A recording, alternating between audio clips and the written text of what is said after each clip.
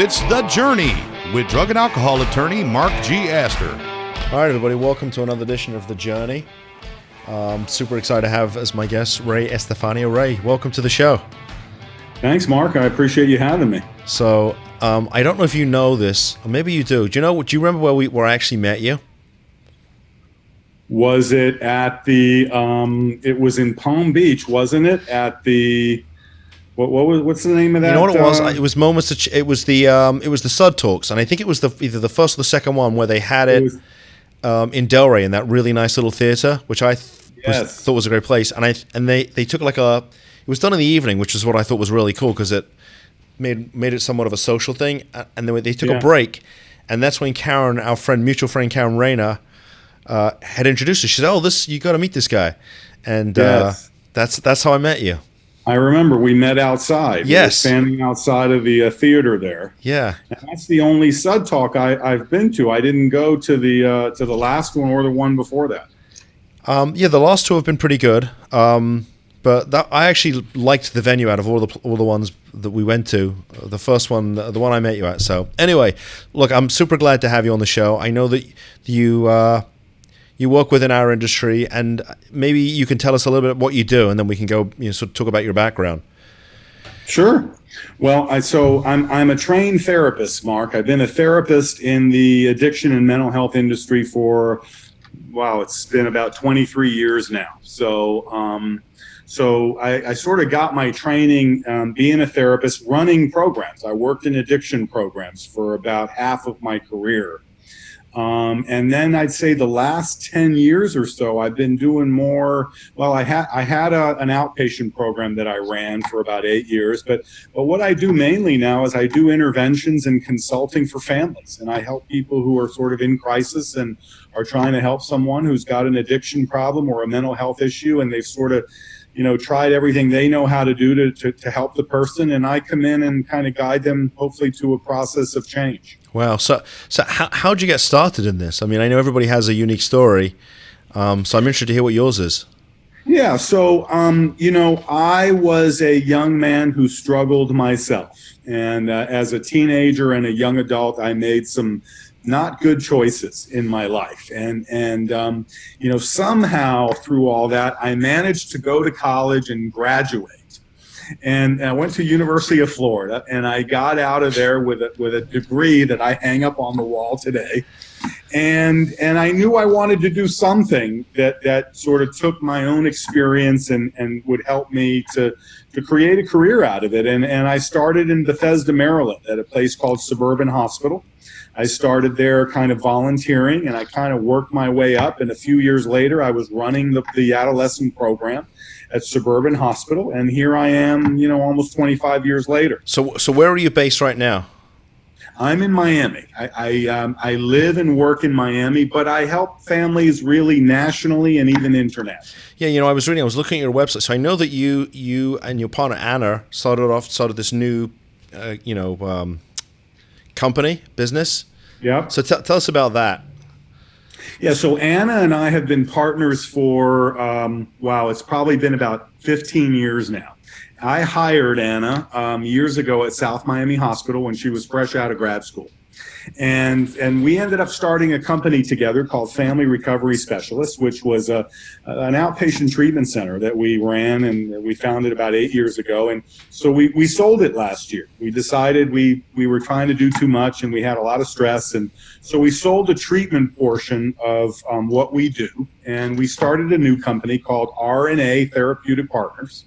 And we're basically focused now on what I said a minute ago, which is helping families, doing interventions, providing therapeutic consulting for individuals and families, and kind of helping people find access treatment, trying to motivate individuals to get help. That's really where our focus is now. We do a little bit of therapy and we work with families, but I'd say for me, the majority of my practice nowadays is kind of helping families through that intervention process. Yeah, I notice when I speak to families, because a lot of our, well, first of all, 99.9% of our clients are the parents, and they are out of state, and they come to us through various ways. But I've noticed that when they come to us, it's like this. They've gone online, done a little research, and they're just sort of bombarded with all this information. And if they weren't lost before, they're completely lost now.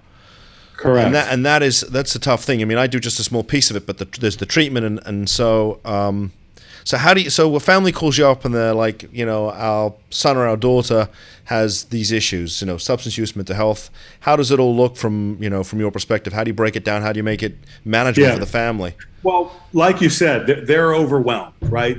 They're dealing with a problem that they don't know how to solve. And usually they've tried, often for years. They've been trying to help this person with some success, but in other times little to no success. And they'll call us, and we'll start by just really kind of getting a history, understanding the family, kind of learning about the individual they're concerned about. What is that person doing? What are the risks that person is taking? We will then really kind of talk about what's worked for you in the past, what's not working.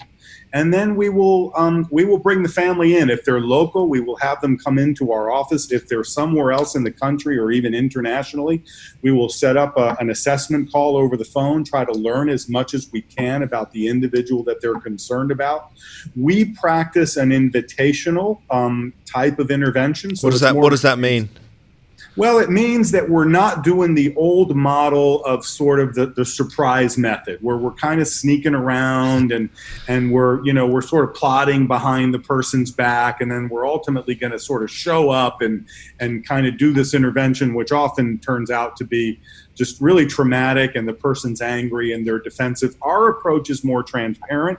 It's an invitational approach, which means that from the get-go, we're being open with the person. Hey, we're calling them up. We're saying, hey, your family's reached out. They have concerns. We want to try to help. We are inviting that person into the process so they don't feel like they are being surprised or forced to do anything. It just has a way of reducing resistance. And I have found that when you invite someone in and you say, hey, we're trying to help you, they, deep down, they want help. They may not realize it in the moment, but they often want help. And so what we find is with the invitational approach, they're much less resistant, they're more open, and more often than not, they're willing to sit down and talk with us and their family about possible solutions. So at what point do you sort of get on a plane if you have to and go and visit somebody? Well, we do that as well. I mean, I stay pretty busy here in South Florida where there's a lot of people that have these issues and are trying to help someone. So I don't have to fly all around. Some interventionists, some colleagues of mine are on a plane in 2 or 3 different cities a week. That is not me. I tend to deal more with local families, but I will get on a plane. And if a family calls and I'm available and they need me to hop on a plane and come to them to facilitate the process, we do that, and it just depends on the situation. So sort of maybe walk us through what an intervention looks like, because I know, I've seen you see things on TV and on YouTube, and it sort of looks like the interventionist comes in and then they sit with the family, and then there's the the individual who is sort of being intervened on, and everybody sort of tells him or her all the bad things they did, and then they say, okay, now you're going to treatment with this guy over here or this gal. So how does that look? Because it doesn't sound like yours sounds like a little bit more of a gentle approach. Ours is a little more gentle. It's a little different. There are, interventions that we do that look like that. But I'd say more often than not, it's really about us collaborating with the family.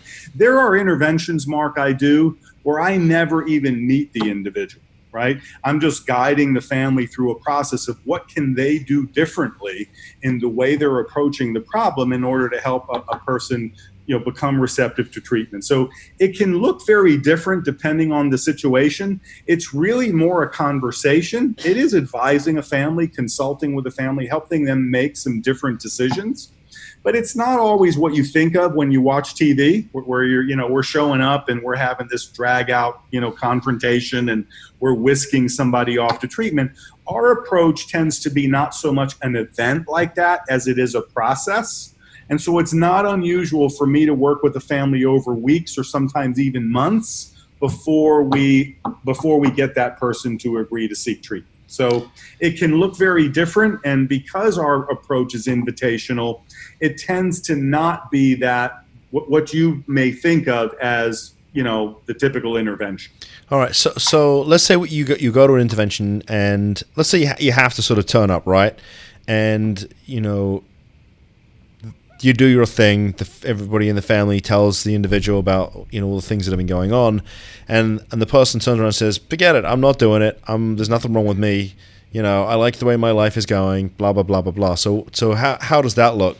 Well, and that happens sometimes. I mean, a lot of interventionists will tell you that, I have a 99% success rate of getting people into treatment.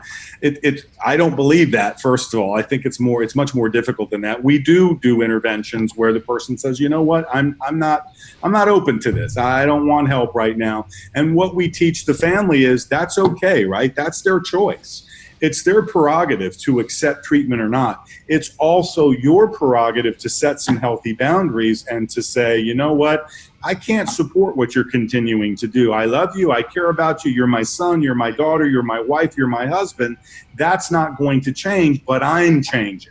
And so in those situations, when the person refuses treatment, what we advise families to do is to be able to follow through with their own boundaries that they've set. And we have found that while someone may initially refuse treatment, if the family can actually follow through and do what they say they're going to do, it would not be uncommon for that person later on, a week later, 2 weeks later, a month later, to come around and say, okay, fine, I will go to treatment. And usually that happens when a family can actually, continue their own process of change and realize that what they've been doing hasn't been working, and we need to actually do things different. Right. Do you ever have instances where, say, you might get a call from a mother and the mother says, yeah, I want to do this, and then, say, the father or another family member says, no, we're not going to do that? Because I've noticed in my practice that unless you can get everybody on the same page, and you can't always they're not always going to be on the same page, that it's basically a no-go. It's almost impossible, Mark, right, if you don't have everybody united. And that's what we try to do on the front end, is really get with all the people that are involved, whether it's family or friends or whoever it is, and make sure that everybody's prepared to go the distance. Unfortunately, I have had people pay me for an intervention and then drop out and not follow through. I've had that too. It becomes so uncomfortable for them. We're asking them to do things that are very out of the norm and uncomfortable for them. And it's hard. It's difficult for them to change the way they've been reacting to the problem. And so it's so important, as you said, to make sure everybody on the front end is committed, and that you don't try to paint this with rose-colored glasses, and you make sure that they understand this is going to be hard. I'm going to ask you to do some things that are going to be very difficult, and I need to make sure you're prepared to go the distance on this. And some families are, and some families you just have to continue to encourage them along the way. Yeah, I mean, have you noticed that sometimes a family will contact you and then they'll say, okay, for whatever reason they're not willing to do it, and then say 3, 6, 9 months down the road they call you and they're like, our son or our daughter, had another relapse. They had to be revived with Narcan. I think we got to do something. Yes, that happens to me a lot. They will call me 6 months later, a year later, and say, Ray, everything you said that was going to happen has happened. And so we're ready now. And I always say, great. A family has to get to that place in their own time, right? We can't really rush that process. And I've learned a long time ago that families are going to make these decisions and move when they're ready. And while I can encourage them and I can offer them a solution, sometimes they're just not ready. And something else needs to happen to help them get ready. So I've had that happen many times. I'm always glad when they show back up, and I always welcome them back and say, okay, let's get started again. Let's see if we can achieve our goal this time of getting your loved one the help that they need. Right. So in the years that you've been doing this, how have you seen things change? Because, I mean, just lately, in the last 2 or 3 years since we've had the task force down here in Palm Beach, it seems to have changed. But, I always wonder, if we're on a sort of an upward slope in terms of the crisis, or if we're on a downward slope. So maybe you can talk about what you've seen over the years. Yeah, I think things have changed, Mark. I mean, you just mentioned it, right? We're in an epidemic right now of people dying, right, from opiate overdose. So, the number one way that young people are dying right now in this country is from overdose. And so that's different. I don't think it's ever been as bad as I've seen it lately. I think the other thing that I've seen is that, getting people to accept that they need to do something to intervene on someone is more difficult. I have also found that people are much more mistrusting of treatment than they used to be. There's a lot of stuff in the media about treatment. Does it work? Does it not work? Unfortunately, there are bad actors in this industry that are doing unethical things, and there's a lot of treatment programs that are not really applying evidence-based practices to help folks. So I think the average family isn't sure where to go, doesn't really have a lot of confidence that treatment works. And so I have found that in the last 10 years or so, I'm having to work a little harder to convince people that there is something that they can do, that they do have some influence, and that treatment can work. I think marijuana legalization has really, muddied the waters too, especially when it comes to working with the teens and the young adults that I work with. No one thinks marijuana is a problem. Everyone thinks it's fine, it's okay. And we're constantly battling these families who are being told marijuana is legal, it doesn't hurt you, it's not a big deal. The kids are saying it, the parents are believing it, and we're having to fight this misinformation. Yeah, I don't think the drugs are this. I know when I grew up in England, I had a few friends that like to smoke marijuana, but from what I've seen, I don't think the marijuana today is anything like it was way back when you and I were growing up. And I have to tell you, I see so many kids who are suffering from paranoia and delusional. I mean, and it all seems to be marijuana based. I mean, they're doing other stuff, but they start taking smoking marijuana, and they think the FBI is watching them, the CIA is watching them, their parents are stealing from them. I mean, it's really crazy stuff. And I think the part of the problem is that it's become legal in so many different places. Like, well, it wouldn't be, if it was dangerous, we wouldn't be legalizing it. That's right. The perception of harm goes down, right? The more states that legalize it, people think it's really not a harmful substance. But what you said is very true. The marijuana that's around today is not the same marijuana from 25 years ago. In fact, I had a kid in my office earlier today, just this morning, where his parents thought he was smoking the plant-based form of marijuana. And what he was really smoking were these cartridges that these guys are smoking now, the oil, which is like 95% THC, so very potent, very addictive, higher incidence of mental health issues, psychosis, and things like that. So we got these kids that are smoking this stuff. They don't understand what's happening to them. The parents don't understand it either. And it's a different drug than it used to be. And unfortunately, people don't realize the danger and the damage it does to a teenage or a young adult brain. Yeah. And so, we're finding there's a lot of literature right now. I'm seeing those same kids that are ending up in the psychiatric hospital because they're psychotic. And we're finding that about 50% of those are going to clear up if they don't continue smoking marijuana. But half of them are actually going to end up with a true thought disorder. Yeah, I mean, some type of permanent brain damage. That's right. And we don't know if this is something where maybe there was a thought disorder, a mental health issue that was there already, sort of laying dormant, if you will, and the marijuana kind of brought it to the surface, or if this is something that marijuana is actually causing. But either way, it's a big problem, and not enough people are recognizing it as a problem. And unfortunately, these kids, and we also know that the kids will start out smoking with marijuana, and many times they will move on and progress to using other things. Yeah, it was interesting when they first legalized marijuana here in Florida for medicinal purposes, and I was talking to somebody in our industry, and he said to me, it's a gateway drug. And I never really thought about it like that, because in my mind I'm thinking about the stuff that some of my friends used to smoke when we grew up. And I mean, only maybe a couple of them ever had real significant issues. The rest of them didn't really seem to be an issue. But I'm like, maybe 30 years ago when we were growing up, that wasn't a gateway drug. But the stuff today, oh yeah, it could be, and probably is, a gateway drug.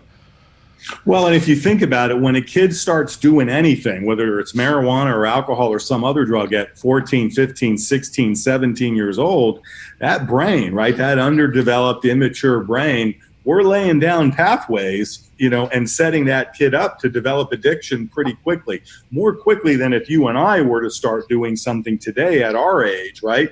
A child can develop an addiction in months, weeks, or even months, right? Whereas it might take an adult years to develop that same addiction.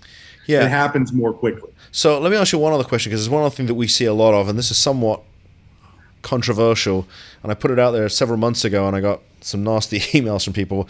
The other thing that we see that's very consistent is a lot of kids, when they're, say, anywhere between 8 and 12, being placed on some type of prescription medication for ADD, ADHD, things of that nature. And that seems to really, I don't know, for lack of a better word, muddy the waters. And I've had a lot of people say, "Oh, well, it's prescribed by a doctor, but it must be safe." I'm like, "Yeah, but I mean, if I'm seeing a lot of this on a very consistent basis, something isn't right."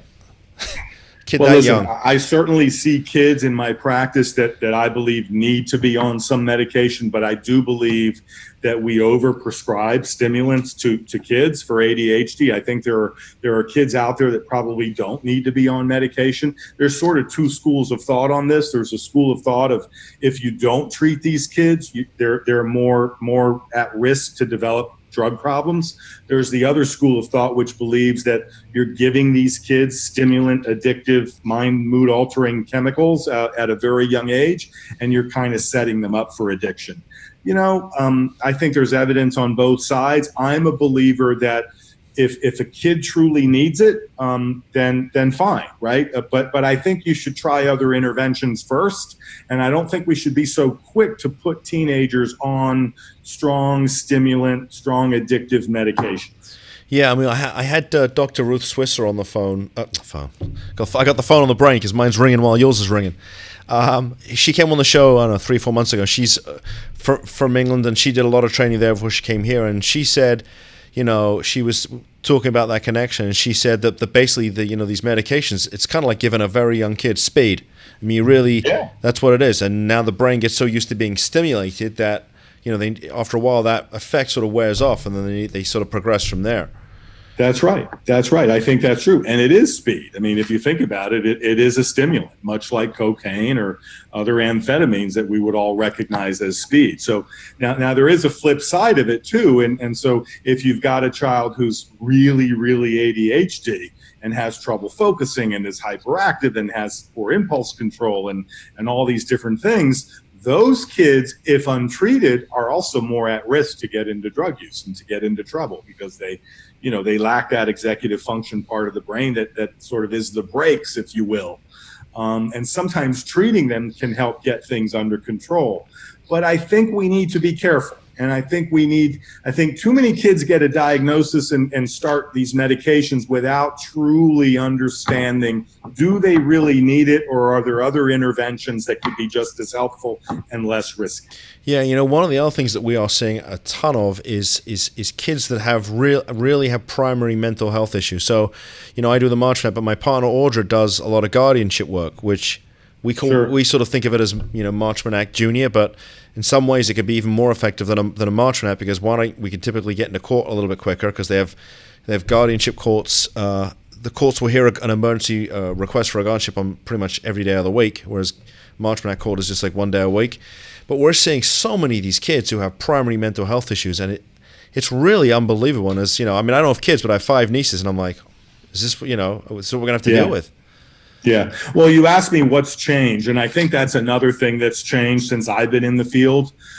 We're finding now that people they're more complex, right? They tend to have addiction issues as well as a lot of other mental health issues. So the days of us sort of treating someone's alcoholism without having depression and anxiety and borderline and all these other things going on, I don't know if we just weren't recognizing it back then as good as we are now, or if there's a higher incidence. But I am finding that people are more complicated. They're dealing with a variety of issues, and so that makes treatment a little more challenging.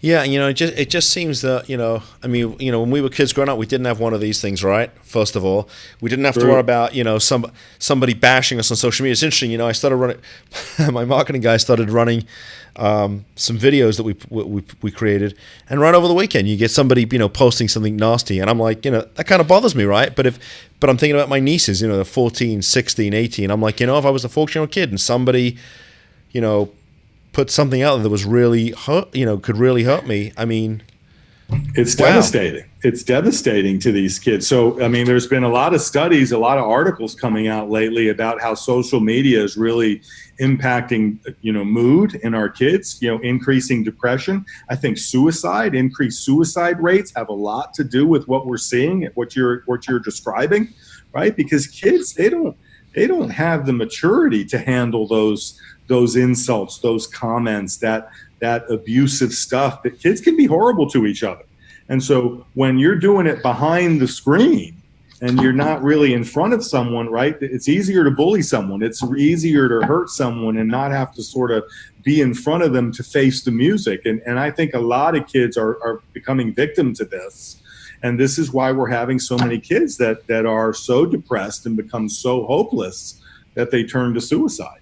Wow. So where do you think we're going from here? I mean, it doesn't seem like we're going to be out of the woods for any time in the near future. In fact, in Florida, I know that the governor here, DeSantis, is putting together this sort of statewide opioid task force. So it seems like we're going to try and tackle it. But as a professional, where do you see things going the next, say, 5 years? I think we need to clean up the industry first of all. So, and that's already happening, as you know. I think we need to get rid of people who shouldn't be out there running treatment programs. I think we need to get back to evidence-based treatment. We need to do what works. We need to sort of stop treating people with arcane methods and arcane approaches and start, helping them benefit from what we know, because treatment does work. There are medications and things that are underutilized. And so we need to clean up the industry. We need to get rid of the bad actors. We need to put more resources. I mean, it's difficult to access treatment if you don't have health insurance and you don't have, money. You don't have parents who can pay for treatment. You get on a waiting list, and sometimes you'll wait weeks or even months to get into a treatment program, a publicly funded treatment program. So we need more access to treatment. We need more people to be able to receive treatment, and we need them to be able to receive quality treatment. Like we talked about in the beginning, right? People jump on the internet, they see hundreds, thousands of treatment programs. Many of those treatment programs are not really practicing evidence-based addiction treatment. And unfortunately, this is a difficult illness to treat as it is, addiction, and then factor in the mental health issues that we're talking about.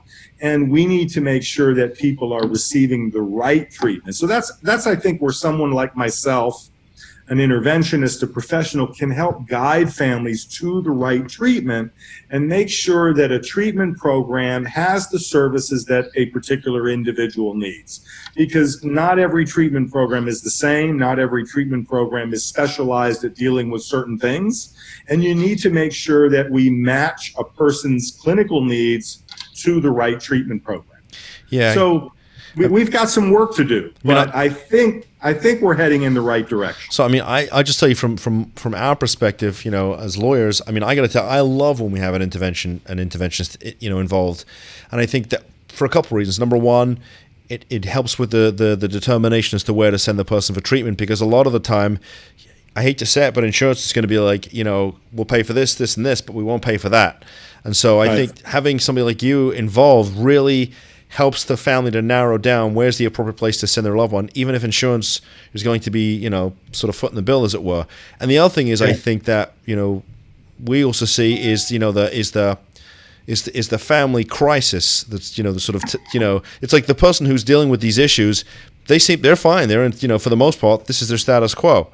It's the family around them that's sort of really falling apart. Yeah. And so, although I'm not a clinician, I can tell you sometimes I feel like a clinician.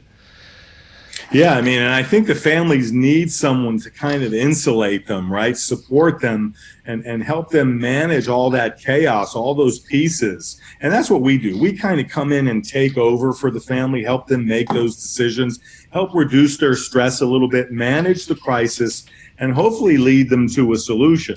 I just got back this weekend from Salt Lake City. I was out there for a conference, and I was also touring programs. And so one thing that we do about a week out of every 6 weeks, I'm traveling the country, and I'm making it my business to know treatment programs. Great. Very important. So that I can know where to refer people, because like I said, not every treatment program is going to be right for any particular individual. You really do have to make sure that treatment matches the needs. And when you do that, the outcomes are far better.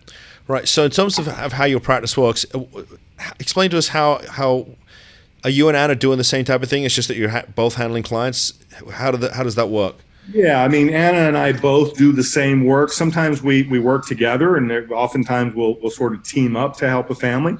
We also work individually. We support each other always. So I could be working with certain cases, Anna could be working with other cases. We're kind of collaborating. We're kind of bouncing things off of each other, supporting one another. But if a family's out there and they're concerned, they kind of feel like they're spinning their wheels, they don't know what to do next to help their loved one, they call us. We have a consultation. We either bring them into the office or we set up a consultation by phone. And we explain to them how we may be able to help. No pressure at all. We just say, here's what we do. Here's how we may be able to help you. And then they can decide if they want our experience and our expertise to guide them through the process. So I want to know something. What do you do to sort of decompress? I've been practicing in the martial arts for many years, and that's sort of the only thing I do where I can shut out everything. Because I know that about you, actually. I see some of the videos and stuff you post. So that's great. So I love to travel. So my family, we have a little condo over on the west coast of Florida in Marco Island. We go over there a lot. I decompress over there. We like to go to the beach. I've gotten away from my exercise lately. I'm trying to get back into it. I actually just dropped off my mountain bike last weekend to have it tuned up and sort of get it ready. I'm too afraid to ride a bike. I wouldn't ride a bike through Boca. These people here, they use the force to drive. I love riding they bikes. Just sort of use the force. If they don't feel it, they're hitting it. I got a 10-year-old daughter, Mark, so I go out, take her to her dance competitions and hang out with her. We were in the pool yesterday hanging out. So, that for me, family and just, there's times where I just need to tune out and not have crisis always in my life. And it's about finding out what works for me, and those things work for me. So yeah, I think with what we do, you got to have something where you can shut down. And I know a lot of weekends that we work, but this weekend was kind of the phone didn't ring that much. Was actually able to sit down. We watched the basketball and actually had a nice meal. It was good. So before we leave, tell folks how they get a hold of you. If they want to call up and find out what you and Anna are doing, how do they get in contact with you? Yeah, so they can call us directly in the office. They can call me at 305-479-8253. That's my direct number. Our company is RNA Therapeutic Partners. They can Google us.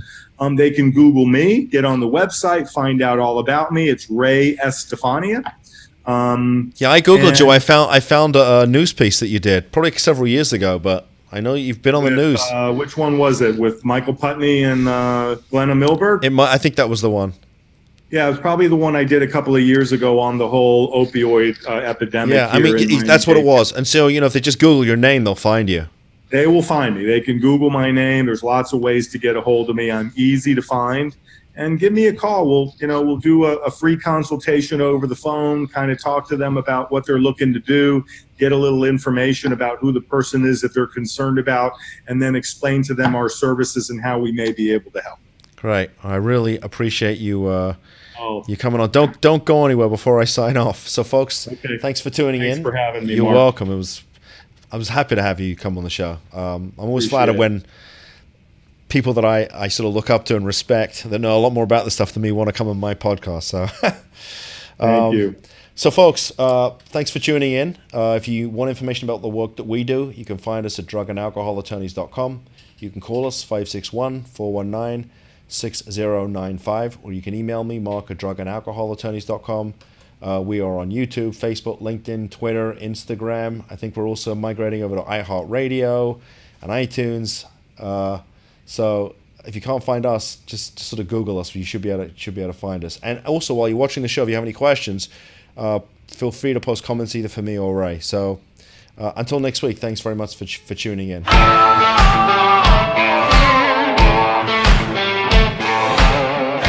Great, thank you.